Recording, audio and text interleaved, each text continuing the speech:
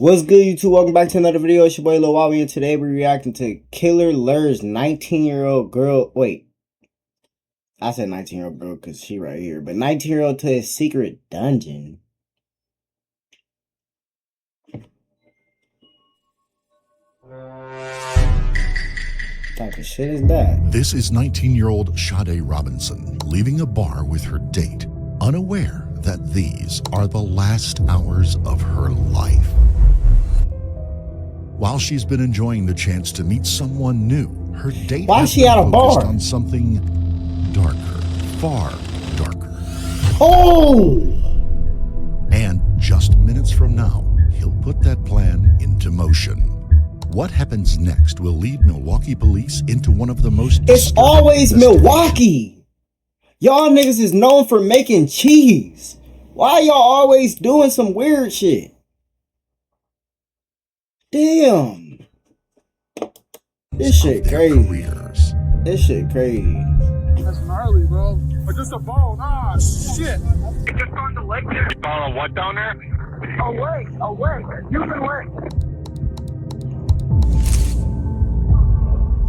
It's a rainy afternoon in Milwaukee County when police receive a request for a welfare check on a missing teenager. 19-year-old Sade Robinson reportedly went on a date on a missing teenager. 19-year-old Sade.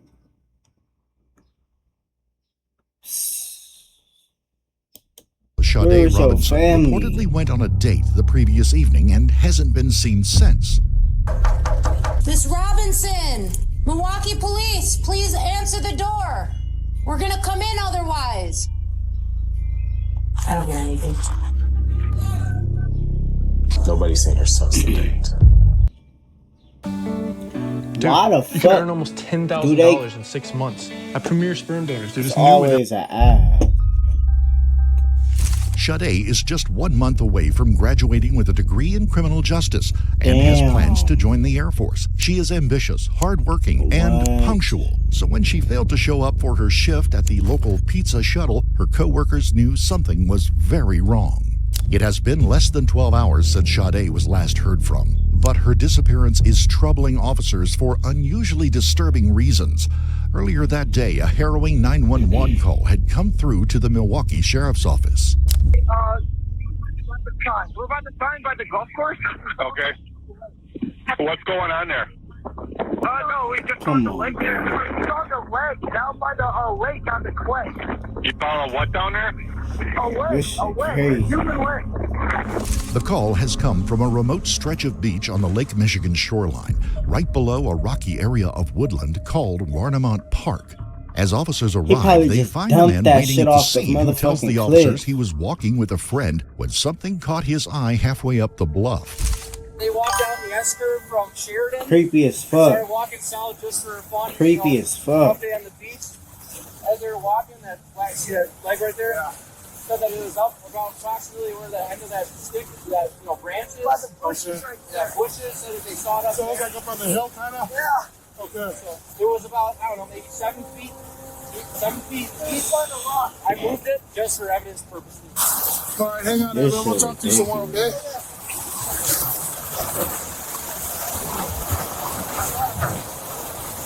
The leg appears to have been cleanly sawn off at the hip. The victim is a young African-American female. Disturbingly, there is still pink nail polish on her toes. If it's up on the hill, like I said, I mean, waves aren't going that high.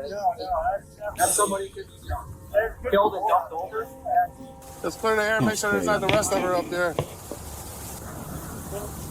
Come on, man. That's gnarly, bro. You can find? Yeah. Have you find one before? Or just a bone? Ah, shit.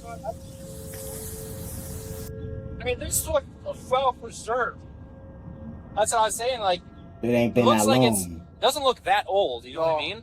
Officers have already made 2 important observations. The body part was not washed ashore, but thrown down from the wooded area above the beach. That's what I was thinking. Whatever happened here occurred just hours ago. Both suspicions will prove correct. 10 miles from the discovery on the lakefront, a young woman has been reported missing, and her burnt-out Honda Civic was found on an abandoned property. Wow. While the vehicle has sustained heavy damage, some key evidence does remain. The registration plate belonging to Sade Robinson, the missing teen. Inside the trunk, her purse, shoes, and items of clothing. Police now have a missing woman, a burned-out vehicle, and a severed body part. Enough for the Milwaukee County Sheriff's Department to launch a homicide investigation. While forensic teams begin scouring the lakeshore for remains, investigators arrive at the Robinson family home to break the tragic news to Sade's family. It is a routine first step in any investigation, but things are about to take a turn that no one anticipated. Oh, shit. Sade's sister tells officers that she and Sade share the Life 360 app, a location sharing app which tracks an individual's location with greater precision than any cell phone data. It could prove a crucial lead for detectives, and just as they hoped, the app provides the exact map of Sade's every move the night she vanished. Together with surveillance footage pulled from each of her locations, officers now have a complete account of her every last moment. She did not even This is Sade Robinson leaving for work on the morning of April the 1st. That afternoon, she exchanges several texts with a man she met just 3 days earlier, Maxwell Anderson. An insurance salesman turned bartender. Max met Sade when she applied for a job at the club where he works. By 5 p.m., they've settled on what seems to be She was about her money, bro. She was about her paper. She already had a job. She was trying to get another one. She was trying to get into... She was just about to finish criminal justice. Like, what the fuck? Man, I hope that nigga gone. The Twisted Fisherman, a restaurant overlooking the Menominee River. I hope he is gone. But by the time Sade arrives, wind and rain have emptied the riverside patio. She checks her hair and then enters the bar, where she greets Maxwell at the counter. At 33, Maxwell is considerably older than Sade, and he's made no secret of his interest in her. As investigators review the footage, several unsettling details catch their attention.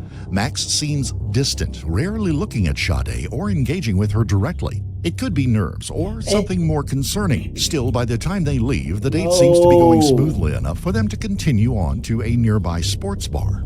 CCTV footage captures them walking toward Duke's on Water.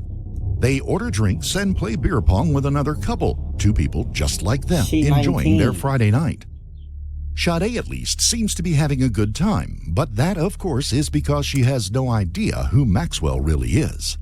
While one team of investigators pores over surveillance footage, another is digging into Maxwell's past, and what they uncover is disturbing. Maxwell has a lengthy criminal record, including convictions for battery, assault, and domestic abuse. More troubling still, just months earlier, a woman had filed a complaint alleging that Max drugged her during a dinner date and then aggressively pressured her to go home with him. She had been so ill, she called a friend to come and collect her. They don't know it yet, but investigators have only scratched the surface. What?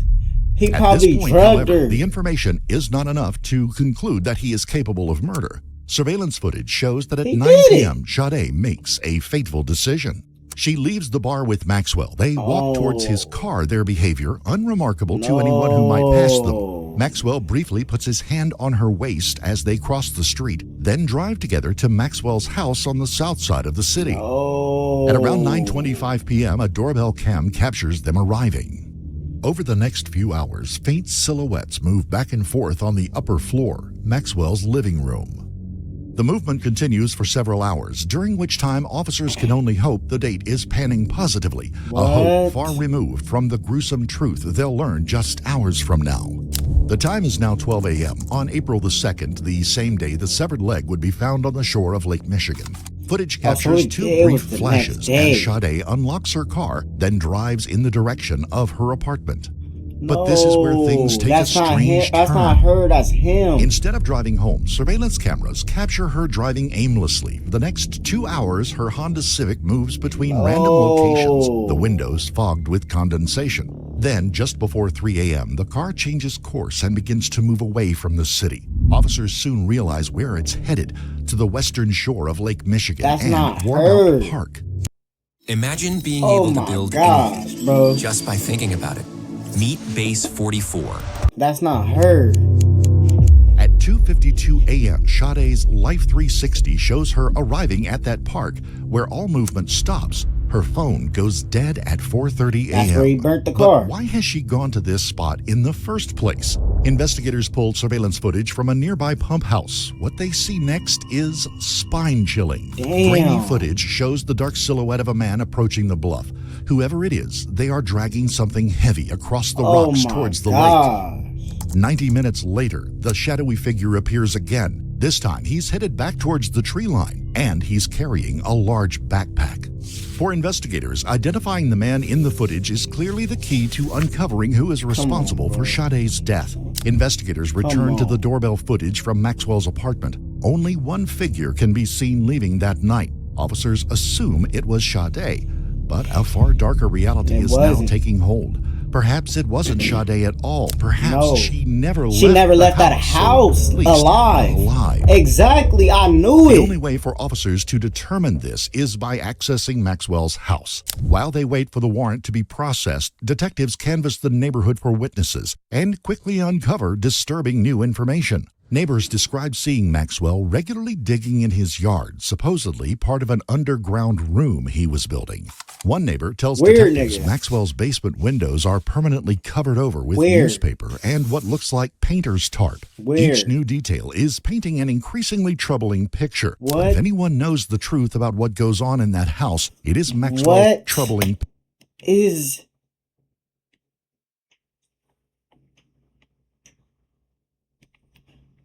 It looked weird, but I just can't pinpoint why it looked weird to me. Picture. But if anyone knows the truth about what goes on in that house, it is Maxwell's tenant, Pete Warbington, who rents the middle floor. Detectives bring him in for an interview. Is there anything out of place or weird that you find down in the basement? I just thought it was always a dirty guy, you know. When I go down there in the basement, the only thing that's really out of place, you know, he's got a bunch of tools and stuff everywhere, a bunch of paint everywhere, but it's always been that way. I didn't really notice anything in the basement since then that would be considered odd. I just thought he was an odd dude. He's always working on like arts and crafts, not arts and crafts, but like home he calls it home improvement, but he's obviously no good at it. And he would just do that constantly, building weird stuff. Or, you know, he built that shelf that's above our washer and dryer out of like a door or something. And so he was always constantly doing like arts and crafts and stuff. And, you know, in the basement, as far as the basement goes, that's just how it's always looked. So I never thought anything of it. It's his house, you know? Yeah. Like, what do you mean, like an odd person? Like, what character? Like you said, just like the woodworking? Yeah, kind of just stuff? the woodworking, and like he'd be building all this stuff, and he was constantly hammering. Like in his attic, I know that he did some work up there, and that was one of my biggest grievances with him. And it's like, I don't want to work all day and then come home and hear you beating on stuff. You know, and that's my biggest grievance. And it's like, well, what are you doing? And he's like, oh, I'm building a shelf for over our laundry. Like, you didn't need to do that. That's so weird. There's a 5-panel shelf right next to the washer and dryer that you're not even using. Yeah, what's the big old hole? He says he was gonna turn that into a shed with like a basement. And they said, like, when it gets cold in the winter, that's where I was gonna keep my dogs. And I'm like, this is the dumbest idea I've ever heard in my life. You don't, like, you know. No, he was on some shit. He did do the fence around, and I appreciate that. That nigga was trying to get multiple victims. That's what it was. I like a fenced yard, and he did good with that. And I think that just kind of amped his head up to do all this other stuff. And he's got all these ideas and stuff. And that was supposed to be some kind of subterranean hole for his dogs, and then in the top it was going to be storage for like lawn stuff or whatever. That was his idea. And then there's another hole going like back to the garage. He said he was going to do an outdoor bar there. So are you still here? The guy's just weird, man. He had all these weird ideas that you just, as a normal person, you look at that and you're like, that's never going to work. You know what I mean? It's not much to go on, but the very next day, a woman will step forward with information that will place Maxwell squarely as the detective's prime suspect. Hanging in there, my boy. There's just one thing that I thought was really odd. Hey, Sally, where you from? On Instagram, March 28th, he sent me this video.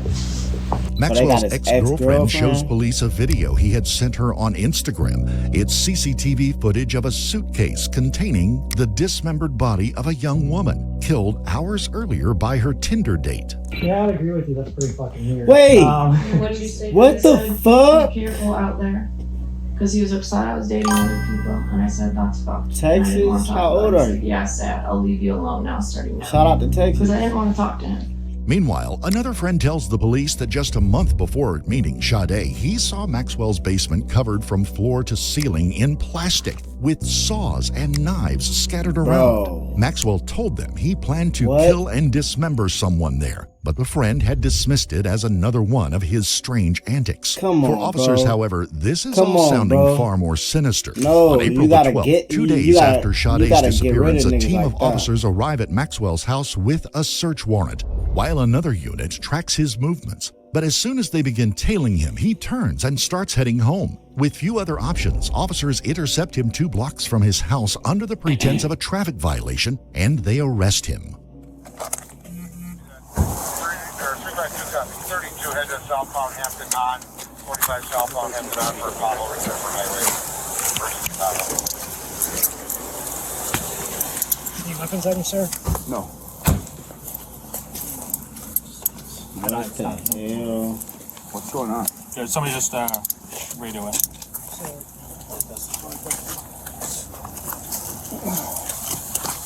124 dispatch.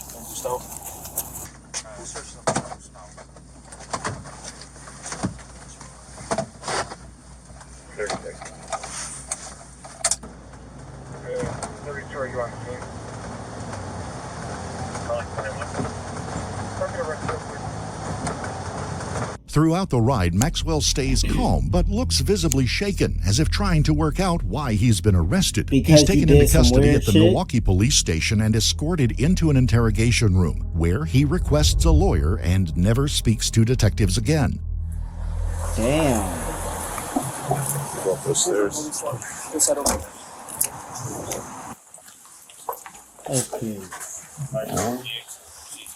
Just take his 2 jackets, boots, belt. Boots. You have anything in your pockets? No.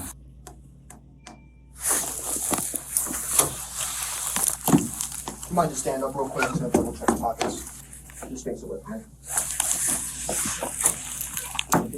His strategy will do nothing to help his case, however. While Maxwell awaits in the county jail, investigators are busy combing through his apartment and downloading the contents of his phone. But here Hold on. combing through his apartment and downloading the contents of his phone. They say, hey, what's up? Nothing too much, just packing. How about you?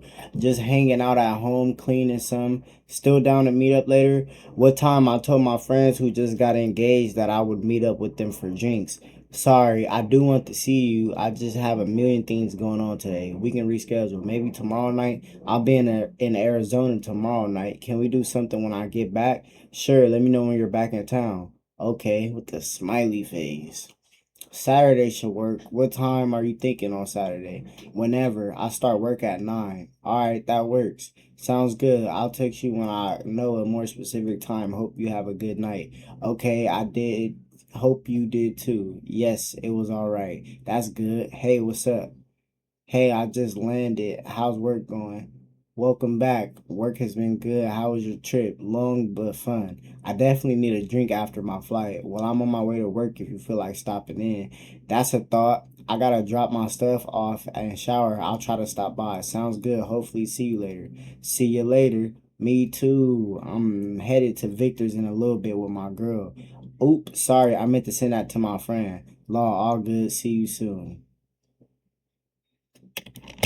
But here again, things are about to take an unexpected turn. You've been in a car accident? Bro. Sit down, take a breath, and for the love of your bank account, don't call your insurance yet. Don't nobody be fucking with y'all motherfucking ass. Detectives searching the Y'all apartment ain't got are no stunned clients to off that find shit. no evidence of a crime scene, Are you but only serious? appearances of one. In fact, this will be one of the most disturbing residences these veteran officers will ever encounter. Bladed weapons are in every room. Machetes, axes, knives. 51 blades in the kitchen alone. Blood spatters are 51? visible on the walls, bedding, and flooring. In the basement, officers uncover a makeshift sex dungeon, complete with hidden rooms, slings, restraints, handcuffs, and torture devices. What? What? A what? What the fuck? What the fuck? What the fuck? Bro, this nigga's a weirdo. Shelves and drawers contain The surgical hell? gloves, duct tape, zip ties, and plastic sheeting. Aw. Most disturbing are the things hidden out of This sight. nigga done been to a Diddy party. He done, this not his first time doing that weird shit. You seen his other case. Then it's this girl that he got rid of. This nigga on some Jeffrey Dahmer. What type of shit is this? Stuffed between Milwaukee. Jeffrey Dahmer was from Milwaukee. What the fuck is wrong with y'all weird ass state? I don't ever want to visit there. And if I do, boy, I'm coming with blowers on me. I'm coming with more leaf blowers than a motherfucking gardener. Cause what the hell is wrong with y'all? It is the hell no, bro. beams and inside walls, notepads listing This women's shit cra- contact details and personal information, bags of women's clothing, shoes, and underwear, He ledgers is full crazy. of twisted fantasies, and in the garden, investigators find signs of Maxwell's interest in digging. But it looks nothing like construction work. Yet, for all its horrors, none of it directly ties Maxwell to Sade's murder. The blood is later determined to be canine. None of the knives test positive for Sade's DNA. There is no sign of a cleanup operation. He getting rid of However dogs, sinister too? this house may be, it's not enough to lay charges, and officers find themselves back at the drawing board. CCTV has provided investigators with every major breakthrough so far, and now they turn back to it once again. Someone drove Sade's car away from the beach that night before setting it on fire. But He who? did. Investigators Unless it's the zero in on roommate. the area What where if her the burnt roommate out in car- on it the whole time? Because you telling me it's 51 knives in that house. Multiple knives in every single room. Oh, but he said that he was a woodworker. Okay. But you ain't never went down there and seen a motherfucking sex dungeon, bro? You ain't never think like, hold on, bro, like, nigga, let me lock my door, be posted up on the wall when I sleep, like, this nigga a weirdo? This shit crazy. Like, it was too many people that seen that think he was a weird nigga and didn't report it. was found. Who is that?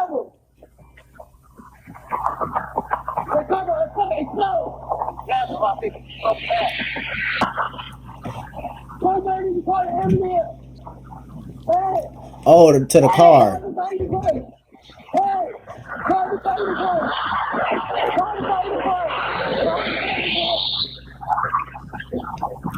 That's at Crenshaw. Two witnesses have just seen a car on fire and asked someone to call the fire department. But officers Why quickly y'all not noticed calling? one other person in the footage. The unknown Him. figure is wearing a hoodie and carrying a heavy backpack. He moves quickly, like he's trying to distance himself from the scene. A moment later, he reaches a bus stop and boards a city bus. The next footage comes from a camera inside It's that him. bus. A man's face It's comes him. clearly into view. You bitch ass Maxwell nigga. Anderson. Fuck you. Fuck you. Look at how creepy weird he look.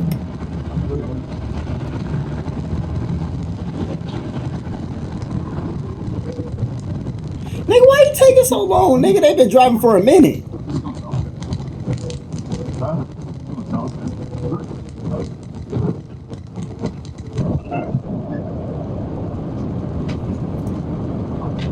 It is powerful circumstantial evidence, but without a crime scene or DNA evidence and still nothing connecting him to Bro, her death, how? not enough. There is, however, one last piece of evidence that investigators have yet to examine, and it's about to provide detectives with the proof they need.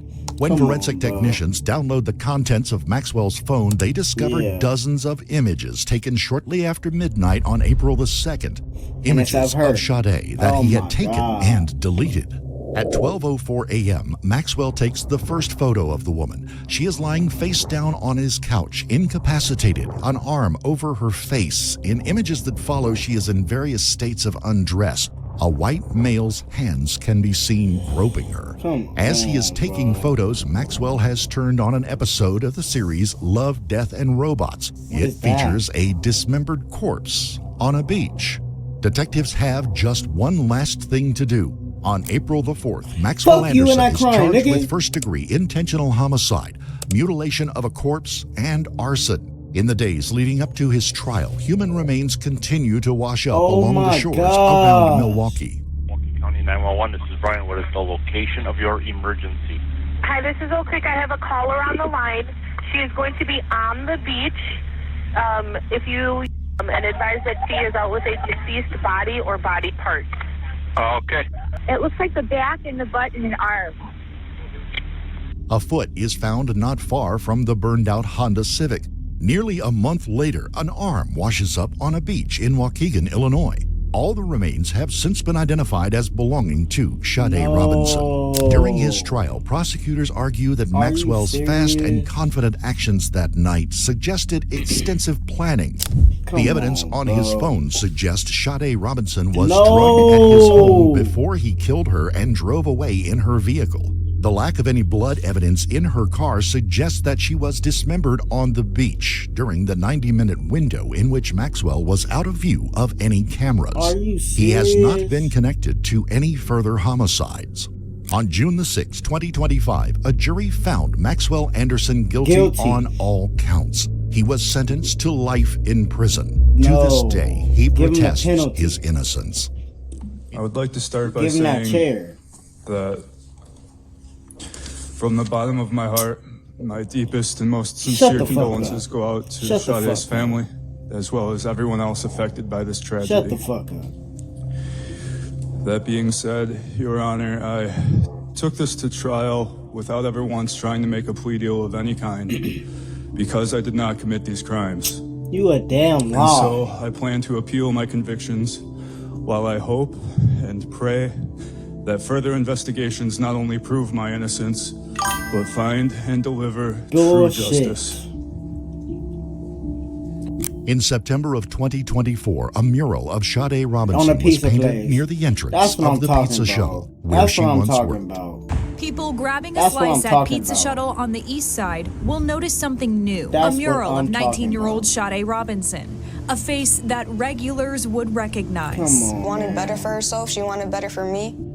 And she was looking to join the Air Force. So she had been meeting with recruiters. That's how much she wanted to do everything that she was dreamed of ambitious. doing. Seeing her live her life as such a hard worker who never let anything stop her.